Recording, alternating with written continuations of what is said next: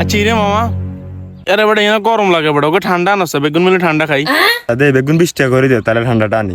আচ্ছা দে বেগুন 20 টাকা করে ধর 8 টাকা হলো। ধর আর 20 টাকা নে ধর। আচ্ছা দে 860 টাকা এ রাহুল 20 টাকা দে তাহলে 80 টাকা মিলেব। মাথা গোড়া দিলে হুটকে দেয়া যায়, তোরা আইলে আর আল্লাহর রাস্তে 20 টাকা দিয়ে কিছু খাবা তো এক গেটি নাই।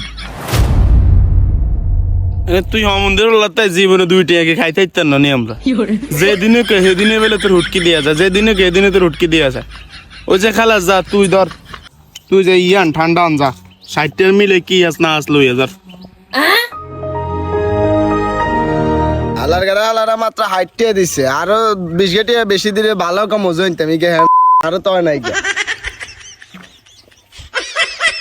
এই মামা ধর তোকে ঠান্ডা লো দে রে ঠান্ডা এনে দিকিলে রে। তাই দেখতেছে অমমতি কি রাগ করছিস না টেয়া দেন আবার অর্ধেক খাইয়া লইস। মাইরে তুই কোনো মানুষের কাতারে আছিস তুই এনে কি ঠান্ডা আনছ তুই এনে তুই টিয়া দাইছ কিছু না তুই হুড়াটা খাইছিল আঙু 3 গেলে একদই আনছ এটা কোন দিকে কান দিলি তুই? আরে মামা রই দিদি এনদি যে রোড যাইতে যাইতে হানিতে এসে ধরে গেছে 1 কলি খাইছি, তোরা এরকম করস কা বেশি কিছু খাইছি নি রে ভাই। তুই এনে 1 কলি খাইছ তোর 1 কলির উপর থেকে কোথার ব্যাদ লাগছে এনে তো 1 কলি নি খাইছ। মন্দির